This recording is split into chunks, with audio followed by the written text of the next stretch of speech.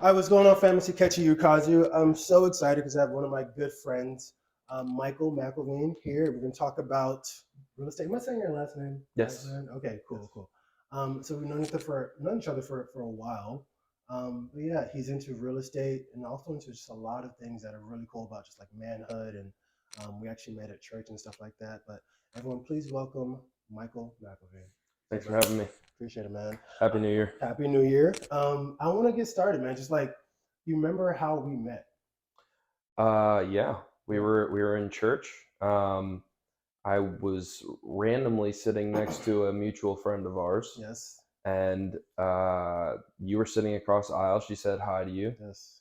You said hi to me, um, Yeah. and then we went out in the congregating area afterwards, Right. and we had a conversation. You invited me to the men's group, and I showed up 2 days later. Yeah, and that was basic. And I remember you sitting right next to her. I was like, "Are you guys dating?" It's just, I had met her five I minutes know. before I that. just met her. Yeah. But then, like, I mean, and then I invited you to the men's group we were doing last year, which is, I mean, we're actually gonna hang out with another person from the men's group later on today. It's crazy how those relationships have formed, and we're still, Hmm.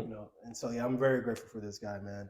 But yeah, no, he's into real estate, and I mean, he has a lot of experience. I would say, how many years experience would you say? Um, Peripherally, probably 10ish, 10. but I've been around it since I was Right, 11 years old. So right. we're looking at near 2 decades at this point. Cool, man. And the cool thing I want to say before we get started with this conversation, like, and let me know if you need to correct me here. It's not about like being an expert, but he's been on this journey for a while, and I think he's learned a couple of things and really amazing things. I think we can share with you guys that have really helped. Would you Yeah, I'm agree with that? definitely not an expert, but I do know a lot about it. I've done a lot of research. Yes. I have a mentor in the space that is an expert that if I ever have anything that comes up, I will rely on to make sure that I've crossed my T's and dotted my I's correctly. Yes. But yeah, I mean, just it's something that interests me. Right. The housing market in general Right. is something that's always shifting, and I've always thought it was interesting. And now that I've gotten a little bit older, I'm able to actually start to dabble in it as much as I can. How old are you, 30. Yeah. man? Yeah. I know he talks like he's like Yeah. 40 or something like that. But I want to make sure we also address the elephant in the room. We have not just one Michael. Oh yeah. Yeah, we do We have have another Michael with us. do not see there is another Michael on the bottom of the screen. Out, we randomly want to bring the record into the video. About anyway, here we go. All right, so Michael, not that one, but Michael, what do you do? What do you do for a living besides the real estate? I am in finance and accounting Okay, sector. I'm okay, a controller for an engineering company. I help run the day-to-day operations on the finance side. okay. Um, Tax planning, Mm-hmm. financial reporting, um, uh, anything from forecasting revenue Mm-hmm. to forecasting payments and getting everything lined up there. Right. So You work remote, right? one day a week I'm in the office. So Okay, yeah, cool, I'm cool, mostly remote at this point, but cool. um, Hmm. yeah, we're over in West Chase, so Awesome, it's man. not too far from me. That's cool. How long you been in at this company? This company I'm pushing 3.5 years. Okay, Yeah, that's cool. that's That's a good tenure right there. yep. That's cool. Yep. I mean, and just getting to the meat and potatoes, man. I mean, so you've done that. Like, I don't know if we did it on. Do we say how we met on this take? No, I don't think we did. I don't. But no, I don't think we did. I think we did. We did. I think we did. Yeah, we did. Okay, we met at church. If you don't know, Yeah. one of the takes we did. But anyway, why did you get into real estate? It's such an interesting Hmm. avenue of investment, and there's Hmm. so many different things you can do. You can Right. get into it with no money, you can get into it with a lot of money, Right, man. Yeah. and there's a whole lot of different strategies and tactics you can take, whether that be flipping, buy and Hmm. hold. My one of my personal favorites is the Burr method. Uh, Her method. Okay. it's buy, renovate, rent, refinance, repeat. So Okay. Okay. that kind of saves you on taxes from a, let's say I buy this place and I flip it, right? I Hmm. can cash out refi. If you Okay. buy it in cash, Okay. you can cash out refi, take out more money than you put in. That's tax free money because it's a loan, Okay. Okay. right? And then you're renting it out, but you got to make sure that the rents match up with how much your monthly mortgage is now.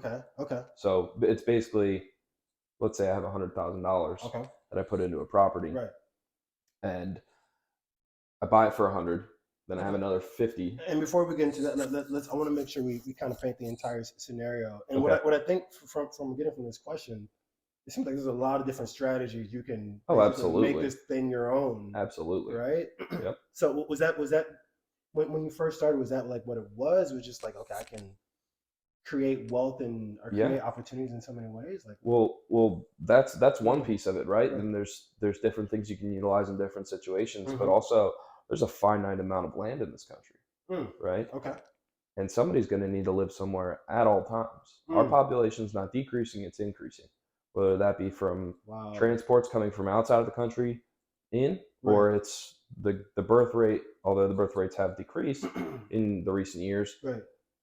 we're still increasing in population. Mm, That land's not going anywhere. right. So if you own the land, that's an asset that's tangible. Right. You have it in your hand, you own the Right. dirt. Right. And whether you decide, if you're here in Texas where the Mhm. zoning laws are Right. different, you can do pretty much whatever you want with it, Okay. or somewhere else where it might be a little bit more strict. Right. You make the decision what you're going to do with that land. Okay. Whether you want to build your own house, you want to build an apartment complex, you want to build a strip mall, you want to build housing, Mm-hmm. individual homes, duplex, triplex, Right. all of these different things are options. Mm. And so for you, what was your first induction into the real estate? When I was a kid, my parents partnered up with family friends, Right. and they bought a house down at the Jersey Shore, Right. and we're renting it out during the summers. Mm-hmm. And I got to see us being able to utilize that when it was not rented, but also them making money on it as an investment. Mm. And it was something that was paying for itself for us to be able to go have fun. And eventually, they decided they just wanted to have fun with it. Wow. And it turned into something that they don't rent it anymore, Hmm. right? But for a long time, they rented it out throughout the summers. Okay. Huh. So that was my first induction, and then my grandfather passed when I was 16, and Okay. they redid his house and rented it out. Wow. So there was progressive steps along the way where I was seeing these things happen and going, "Oh, that's really interesting. I didn't realize you could do that." Well, was it a conversation like your parents had with you about what they were doing? Yeah. So my mother was a CPA Okay. in the finance sector, and Sure. my father is in the construction industry. Right. So they have always been pretty transparent with us, like growing up, and saying, "Hey, this is what we're doing, and this is why we're doing it." Wow. Right. So they were teaching us financial literacy from a young age, Good. That's and good. it wasn't necessarily like, "Hey, we're coming out to teach you a lesson here." It was just like, "Hey, this is what we're doing. This is why we're doing it." Mm. Maybe they did have that idea Right, that I it was, mean, this is the lesson we're going to teach them right, about this, but there was always those little drops of knowledge right. that were getting thrown at us, and So it wasn't like a curriculum they had. no, Right, not at right, all. right. It was more so Little Mikey, come to the class. No, it was more so a smattering of information. smattering. That's a good I word. don't know if that's Smattering. the right word for that situation. That is a great but word where you go with smattering. So it was all these little. Basically, they were living this life, and they kind of showed you things that they were doing that were working. You started to become interested in that, yeah. right? And then you first taking your first steps like into this world. Was there any hesitation to that, or you kind of just were exposed? Oh, absolutely. I mean, I Yeah. had analysis paralysis to the max. Talk to me. Talk to So me. That's there's, cool. Yeah. if you're just breaking into this industry, right, it's really difficult to find, hey, this is the right thing to do, right? Because there's so Wow. much information out there. This is prior to when I was reading books. I think the first book I read on this was like Real Estate Deals with No Money Down. I'm pretty sure that's the title of it. Okay. And they give you a bunch of different strategies on how to invest in real estate with no money. Right. And I was 22. I fresh out of college Right. when I was reading that. But prior to that, I'd done all this other research on some of the things that were even in that book, Right. because I thought, this isn't the career that I'm looking for, but this is a vehicle for me to put my money into I make throughout my career and help push my life in a positive direction. That's cool. Build those assets, build the legacy for the family, and really make something of myself. Let me talk about this too, because it's not. I mean, it was that, but also you're doing other forms of wealth generation as well. You're doing Oh, absolutely, yeah. and I have 401k, stock market, venture capital. Right. Yeah, I mean, it's not. I wouldn't personally. I wouldn't recommend putting all my chickens in one basket or eggs in a basket, Sure. right? But this is my favorite version of investment. Real estate. Oh, absolutely, yeah. Why? Why is that? It's tangible. Yeah, that's cool. It's something that like you look at your stock portfolio and you say, all right, I have 1,000 shares of say Microsoft. Right. Where is it? It's a little digital thing floating in the cloud. Yeah. At the end of the day, for sure, having something that's in your hand, right? And I mean, you could go into like precious metals and those kind of things, but even that, I mean, those prices fluctuate just like real estate does. But this is a home. Like this is a home. This is an investment for me. Right. I may be living here. Right. But in 2 years, somebody else is probably going to be living here. So I'm still going to own it. So are you seeing? I mean, with the leasees and people who are leasing out your properties, is it like cash deposits to your checking account? Oh, so yeah, you'd have a down payment, right? Okay. So there's different ways to collect payments. Right. You could do checks. Most people don't do cash at this point. Okay. You want to, if you want a paper trail for this stuff. Okay, cool. You want to be able to provide receipts, do it above board, reporting your income to the IRS. Yeah, man. If you're owning certain things, like commercial and residential are different animals in themselves. Right. Like you can't buy a primary residence or a non-commercial property with an LLC and have a loan. Right. So let's talk. Okay. This is, I'm going to be transparent and say, some of these things you're saying is like, wow, there's a lot of lingo. There's a lot of things that like I've done some reps. So okay, for sure. Yeah. Again, the analysis paralysis happened for a while. I didn't buy my first home until 28. Right. I looked a couple times, never pulled the trigger for one reason or another. And I by doing some of this stuff and going, okay, I'm looking at, I have the friend I was telling you about who I partnered up with, that we were going to invest in some stuff together. And this was the first. Yeah. This is the one I actually bought this house with initially. Okay. We thought, hey, listen, we'll partner up. We'll pool some of our capital and we'll live in a place for a year. And then we were planning on a year after that, bouncing out of this place, renting it out, buying other stuff and going and doing and keep moving and shaking. But the market turned. So let me get this correct. So with your friend, this is the first real estate thing you've done. Mm-hmm. Awesome. Mm-hmm. So what I'm taking from that is that, especially when it comes to some of these newer sort of things, sometimes it's a buddy system can help you overcome. Occasionally, yeah. Okay. I mean, it was the right opportunity, right? Like I was going to buy a house no matter what at that time that I bought it. Right. And the plan was to move forward with it either way. Right. And he just so happened to come in and say, hey, this is something I'm interested in too. Wow. This could easily be a 45-minute conversation, man. I feel like it's that kind of vibe. But so like, let's talk about the kind of information, because I mean, obviously you're very astute with some of the terminology and the vernacular of this world.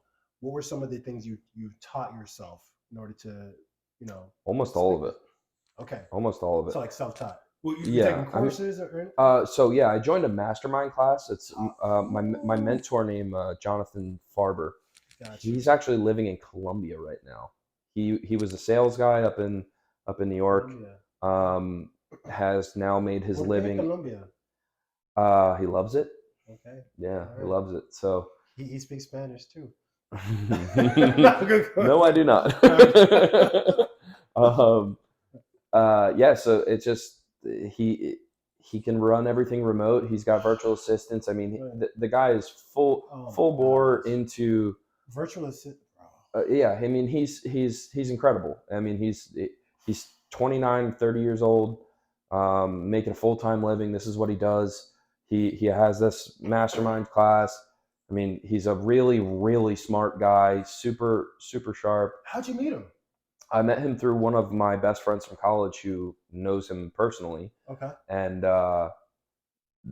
he went through his masterminds class and bought a couple houses with him as his guide, Right. or with helping some of the knowledge he instilled, and he knew I was into real estate and was like, "Hey, you really need to check this guy out. Let me get you in touch with him." I had a phone conversation with him, was thoroughly impressed, Mm-hmm. and he helped take some of that base knowledge I had and really amplify it, right? Like, or dive down deeper holes of Right. things that I was aware of, Right. that he would go, well, here's the intricacies of that, right? So like, Oh.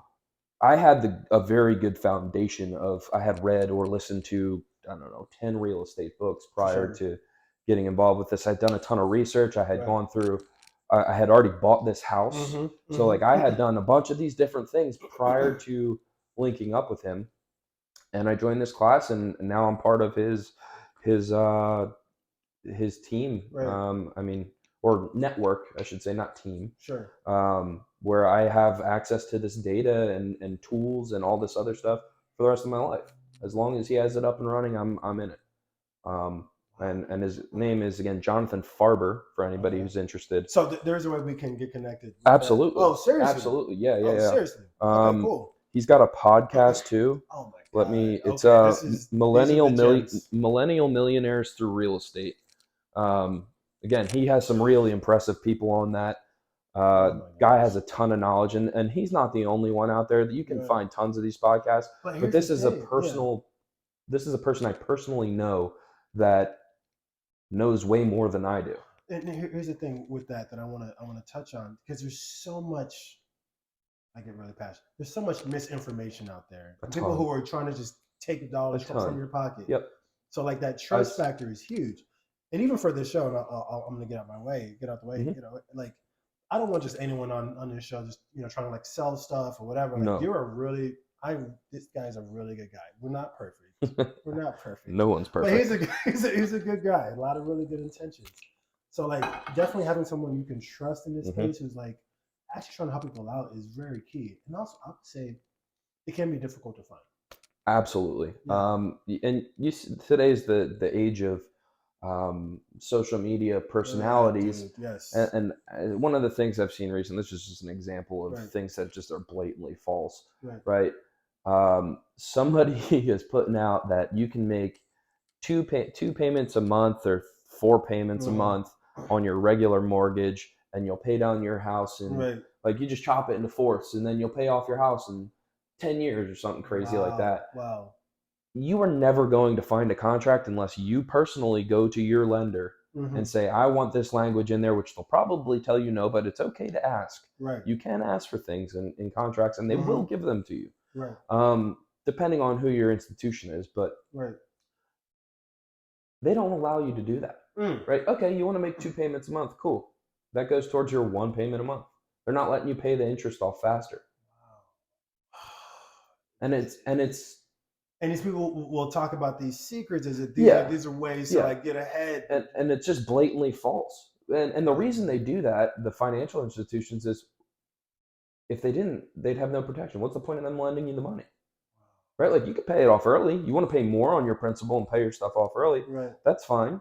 But you making your normal payments 4 times a month to speed up how much interest and the timing of the interest that you're paying off? Nope. Nope. Okay. So good people so good things we learned so far. Mentors, friends, sometimes. Don't listen to anybody here on the internet. Actually look at the quality of what they're saying. Do your research. And do your research. I mean, you can get good nuggets of information, but take that nugget of information and verify it yourself. Okay, so let's talk about people who are really trying to get started and they're basic getting into the thing. Of course, I know there is going to be some,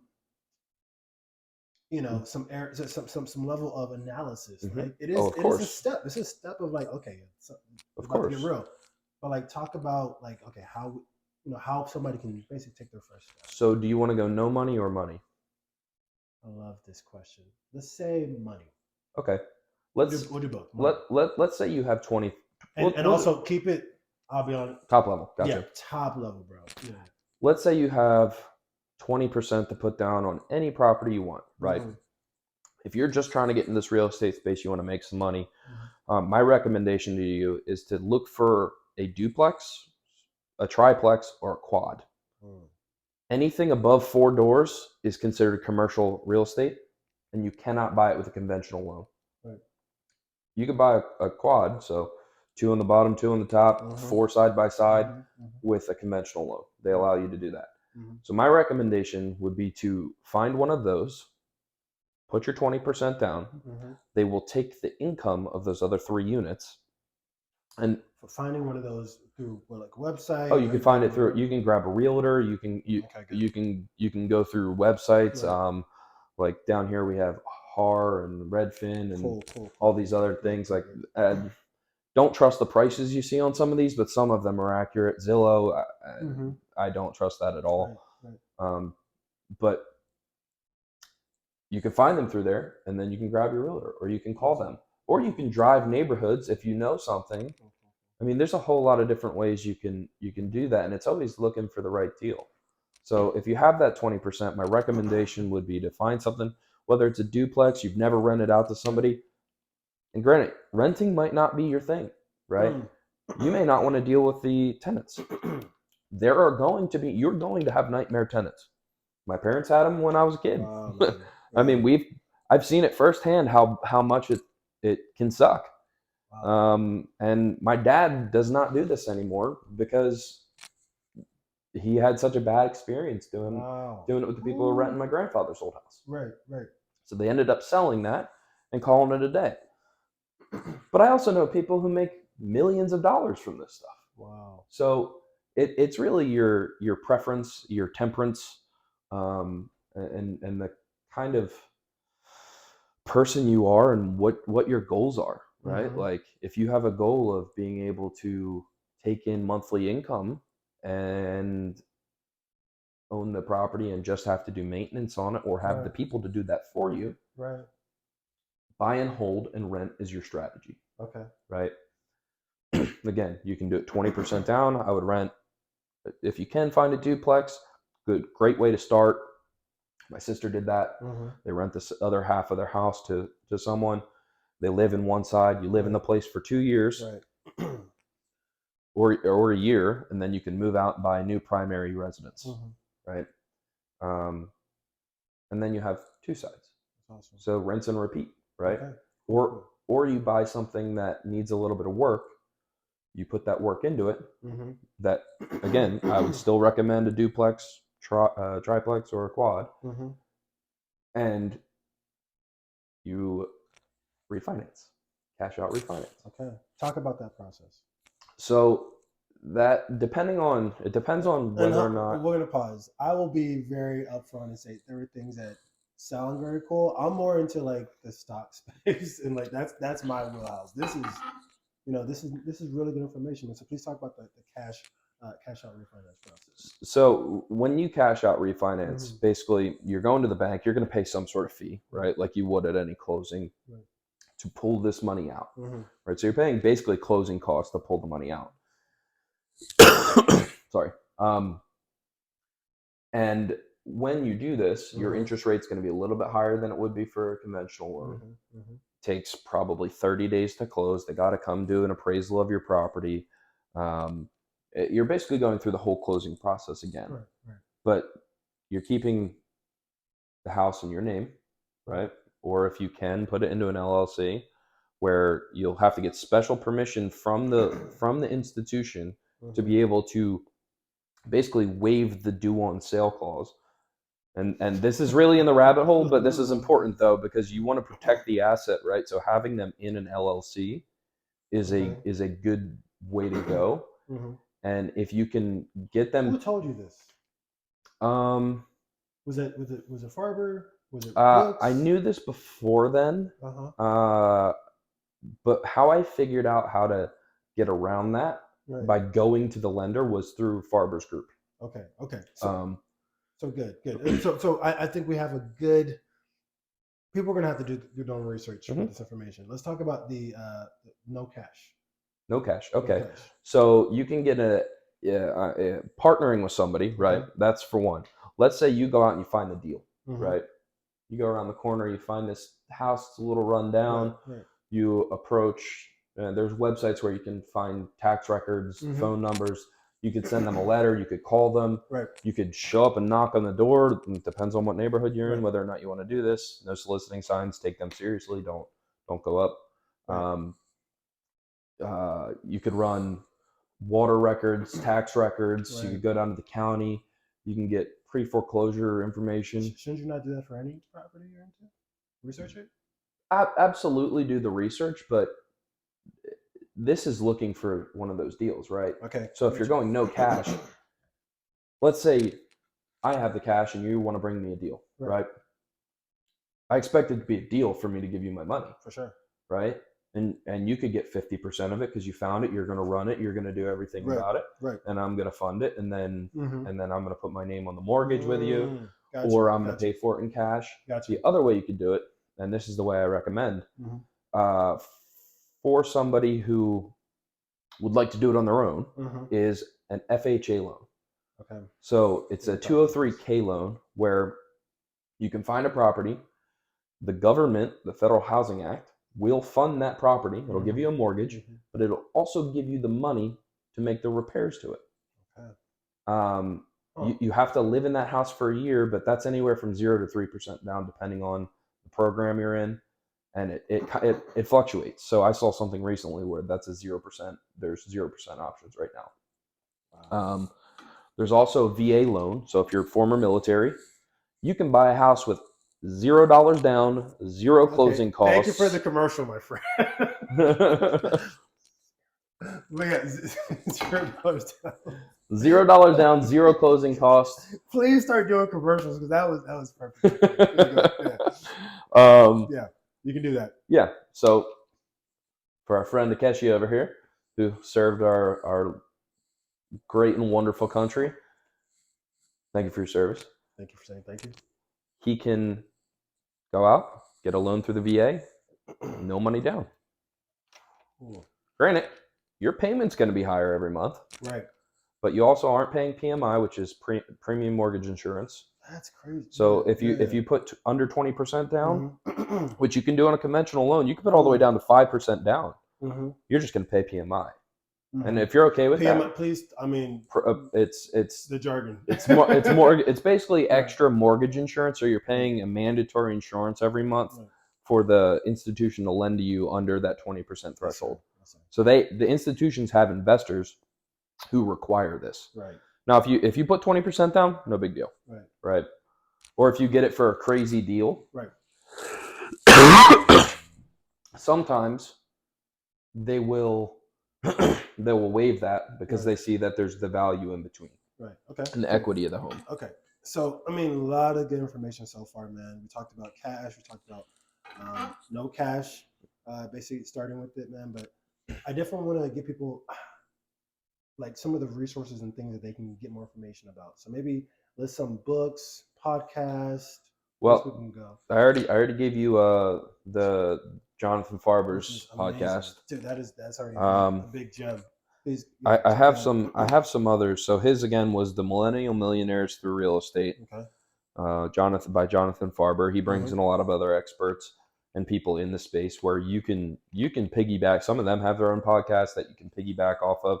And he's not. I mean, he's too smart to bring in people that don't know what they're talking about or aren't adept at what they're doing. Are you into any other mastermind groups right now? So I was already in the mastermind class. Right. Whether or not I could retake that, I don't. I mean, I'm sure he would let me do it again, or join up with a different group. But I'm part of like a monthly cash flow group that I got grandfathered into. So there's other things like find your community, right? There are books like the Zero Money Down book. I think it's starting in real estate with zero money down. Right.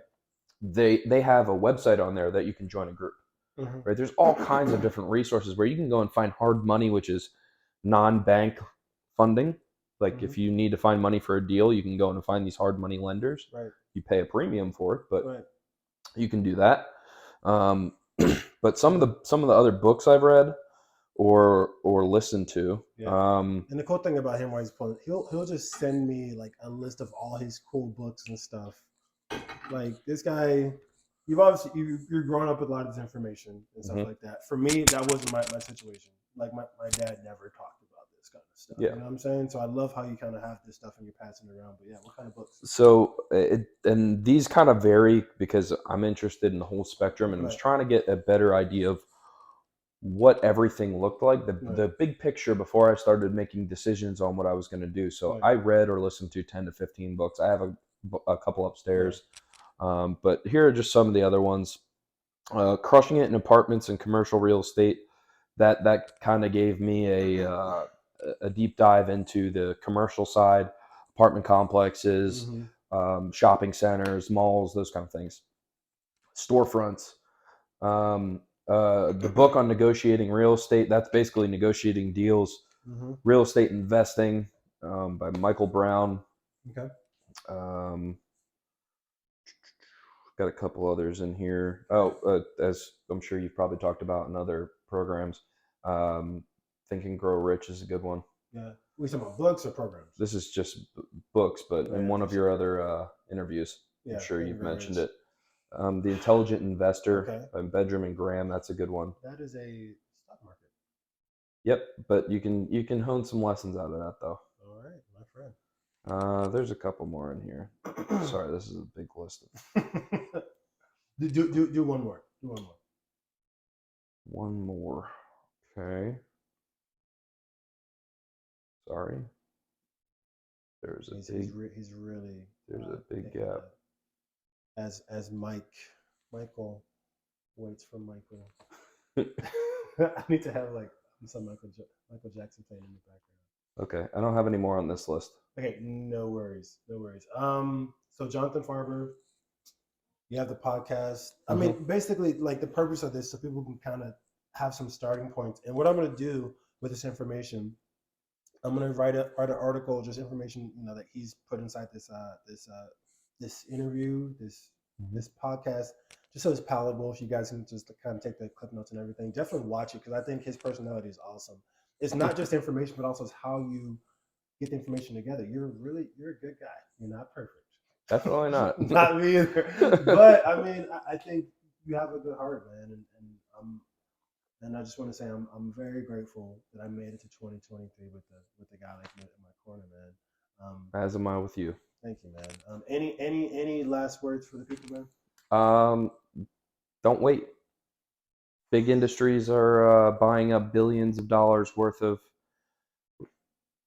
private real estate, so homes. A lot of these big institutions were taking 10 to 15% of their entire bankroll and throwing it at homes. So you're going to see crazy inflation on houses, even though the market should really be taking a downturn. Okay. It's not going to. I truly believe it's not going to. Okay. We're talking about go ahead. But that's why I'm saying don't wait.